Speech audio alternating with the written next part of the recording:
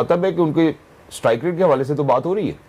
Absolutely, जैसे सना ने कहा कि ये सदियों से एक बात करी, मैं भी सदियों से बाबर की स्ट्राइक रेट पे बात करी हूँ कि जितना भी बड़ा प्लेयर हो, वो जो भी नाम हो, लेकिन जब आप T20 की बात करते हैं ना, तो स्ट्राइक रेट इतनी इंपॉर्टेंट है। आपका 50 इंपॉर्टेंट नहीं है, आपका सारी वक्त स्क्रीन पे रहना इंपॉर्टेंट नहीं है, 18 ओवर खेलना इंपॉर्टेंट नहीं है, आपकी स्ट्राइक रेट क्या है, आपकी इम्पैक्ट क्या है। आपकी इनिंग्स बेशक 30 रन की और आपने 15 बॉलों में खेली हो तो उसकी बहुत बड़ी इम्पैक्ट है, वर्सेस योर इनिंग्स की अगर आपने 80 रन बनाए हो 70 बॉलों में, उसका कोई इम्पैक्ट नहीं है, बल्कि वो टीम को सेटबैक करती है।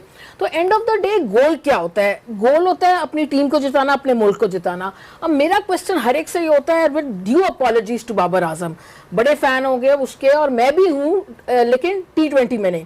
तो यही मेरी दरख्वास्त है सबसे कि मुझे कोई एक मैच बताए जो बाबर आजम ने सिंगल हैंडेडली जिताया और हम उसके बाद मैच के बाद कहें कि क्या इनिंग्स खेली, मतलब क्या ये रूट बन गया आज, या क्या वो जो रूट निकल आया, या विराट कोहली, या जो भी। तो ये जो कमी है ना, हमें ये उसको देखना है। और माइक हैसन जो है वो बिल्कुल ऐसे कोच हैं कि वो देखेंगे और वो बिल्कुल जिसको कहते हैं ना कट थ्रोट, ये नहीं कि यार ये बाबर आजम है, मैं इसको ड्रॉप नहीं कर सकता, क्या होगा मेरा, थोड़े दिन बाद ये तो कप्तान बन जाएगा, मेरा क्या होगा, वो नहीं है। So I like this clarity that he is bringing forward and to the plate and to the point and point taken. Thank you so much for saying that and thank you so much for being so exuberant about it as well. मैं जरा मजहर की तरफ भी बढ़ना चाहता हूँ, जरा काफी सारे हजार मील तय करके मैं जरा मजहर की जानिब बढ़ता हूँ। मजहर, जो आपसे मैं बात पूछना चाहता हूं, जैसे जो अभी हमने प्रेस टॉक सुनाई है, इसके अंदर जो बाबर के हवाले से ऑब्वियसली उन्होंने डिबंक कर दिया, जो मिथ था वो तो ऑब्वियसली उन्होंने डिबंक कर दिया। फिर साथ ही साथ जो उन्होंने दूसरी बात की कि हम ओपनिंग में देख रहे हैं, शाहीन का फ्यूचर आप कैसे देख रहे हैं। हसन अली के हवाले से उन्होंने वेस्ट इंडीज टूर पे कहा कि हम वहां पे देखना चाहते हैं और प्रॉमिसिंग खिलाड़ियों को यहाँ मौका देना चाहते हैं। बांग्लादेश सीरीज को how important and how crucial can it be for Pakistan?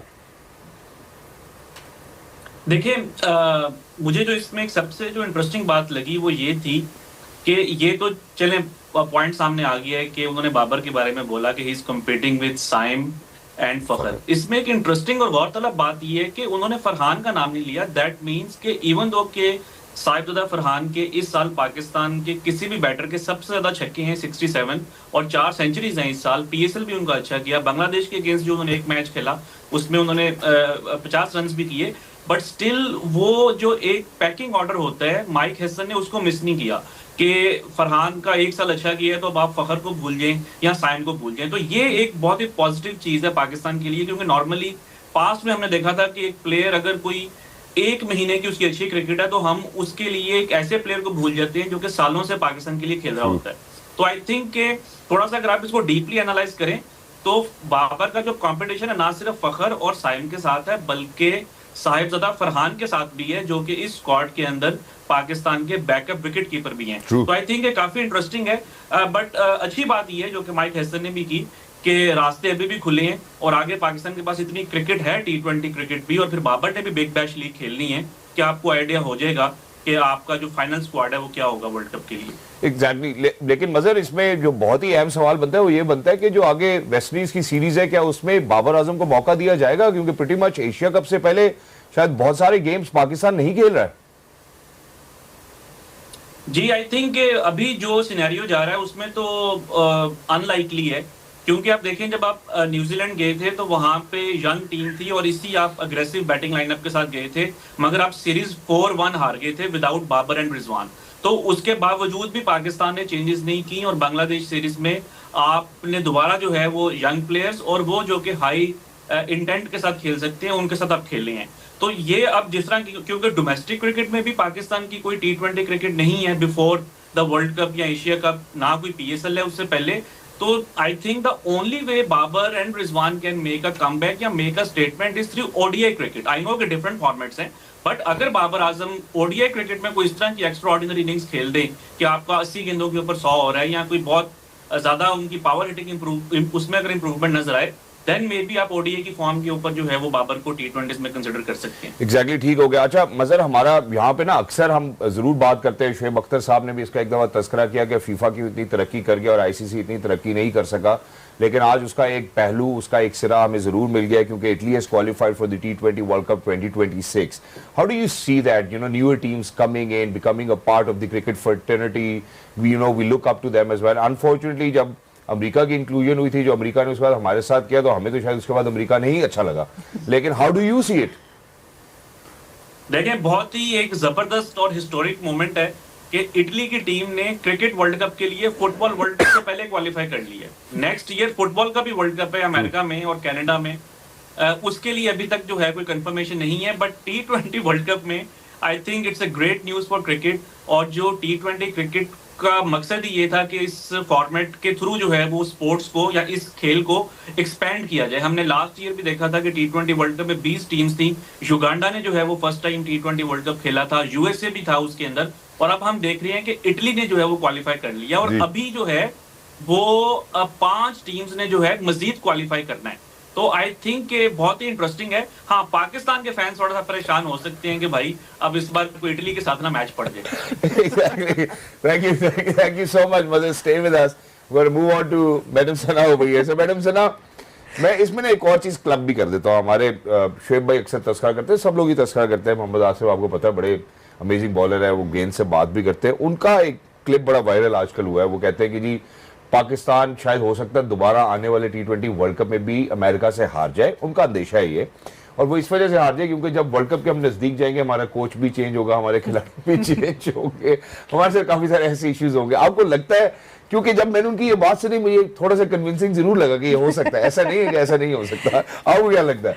देखिए, जनरली उनकी बातों से मैं बहुत अग्री नहीं करती लेकिन खदशा रहेगा अनफॉर्चुनेटली। पर अब जिस डायरेक्शन में टीम चल पड़ी है और माइक हेसन जिस तरह से टेक ओवर कर रहे हैं, तो होपफुली एक तो टाइम भी बहुत ज़्यादा नहीं रहेगा, 6-7 महीने रह गए, तो होपफुली ही विल सर्वाइव। और हम लोग आई होप कि इस वर्ल्ड कप में ऐसे ही जाएँ, इस तैयारी के साथ जाएँ, एक कप्तान एक कोच के माइंडसेट के साथ जाए। हम ऑलरेडी बाकी टीमों से ना 1.5 साल पीछे हैं या कम से कम 3 साल पीछे हैं, क्योंकि ऐसा नहीं होता कि वर्ल्ड कप 2026 में है तो तैयारी जो है वो 2024 से शुरू होगी। उनकी तैयारी 2020 से और 2018 से शुरू हुई है कि 26 में हमारे कौन से लोग खेलेंगे, कप्तान कौन होगा, क्या होगा। हम लोग जो है वो अभी कोई 1.5 महीने पहले से हमने तैयारी की है, नहीं अब हमारा कप्तान ही होगा और अब हमारा ब्रांड ऑफ क्रिकेट ये होगा।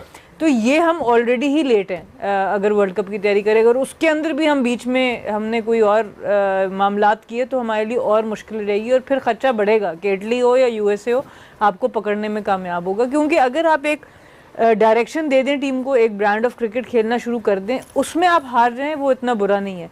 पर अगर वर्ल्ड कप के दौरान आपको पता नहीं है कि आपने कौन सा ब्रांड, आधी टीम कोई ब्रांड खेल रही है और आधी टीम कोई, वो प्रॉब्लम है। और यूएस जो वर्ल्ड कप हुआ था यूएसए में, वहाँ पे हमें ये इश्यूज आए थे कि हमें वहाँ पता नहीं था कि हमें सुपर ओवर कराना है तो किससे कराना है। इवन दो कि Mohammad Amir one of the most experience players थे, बट टीम का जो एक कॉन्फिडेंस होता है जो मोहम्मद आमिर को यूज़ करना है, या मोहम्मद आमिर का खुद एक कॉन्फिडेंस है इंटरनेशनल क्रिकेट में, वो उस तरह नहीं था। League cricket is different, international cricket is different.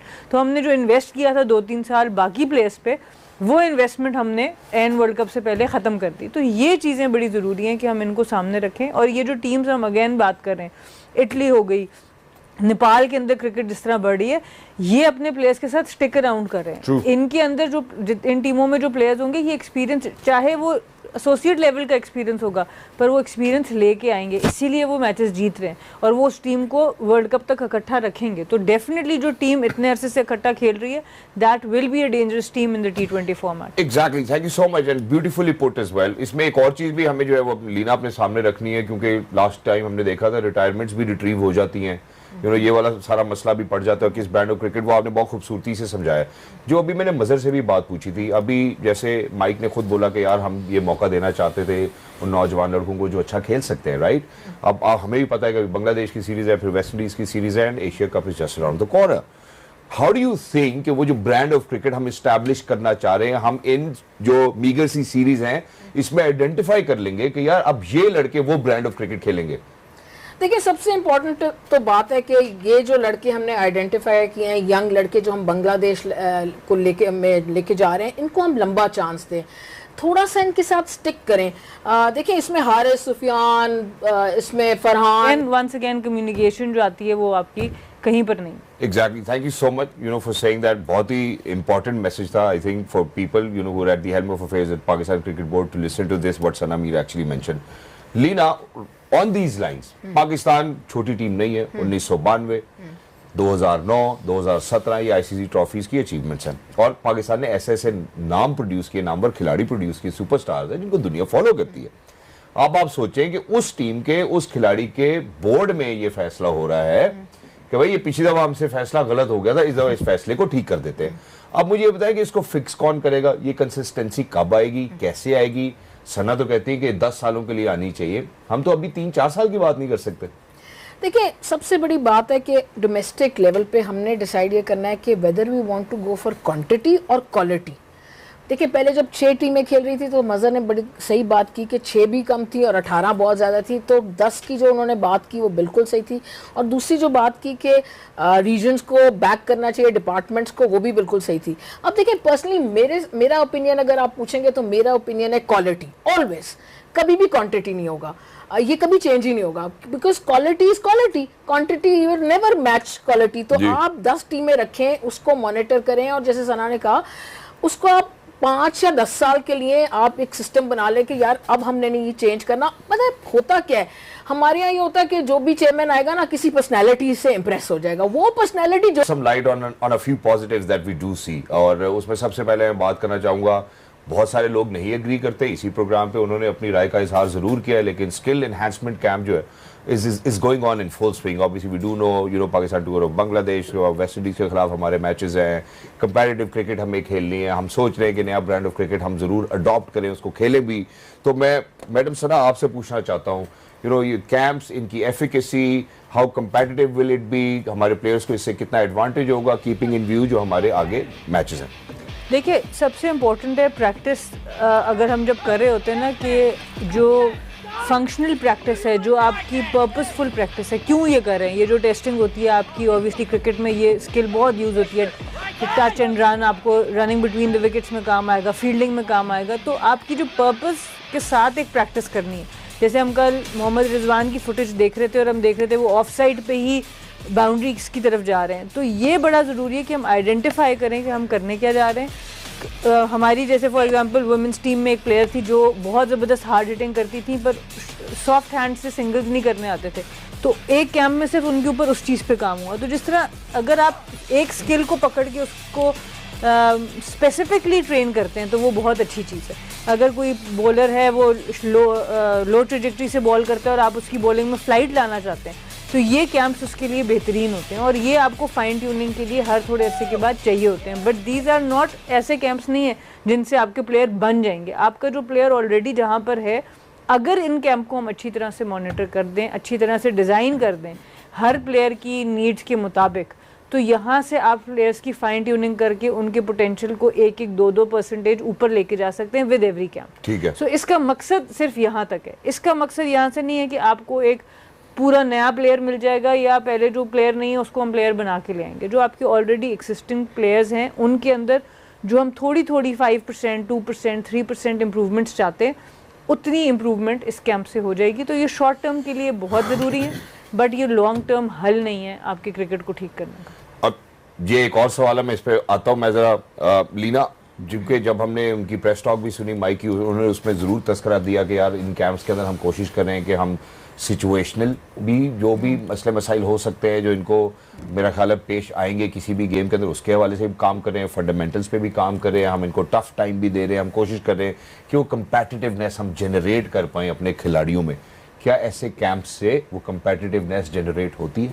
Absolutely. देखिए एक तो फिजिकली कंडीशन होते हैं प्लेयर, ये जैसे अभी फुटेज हम देख रहे थे कि वो टच डाउन करके और कर रहे हैं, बॉडीज जो हैं इन रिदम आ जाती हैं टूर से पहले।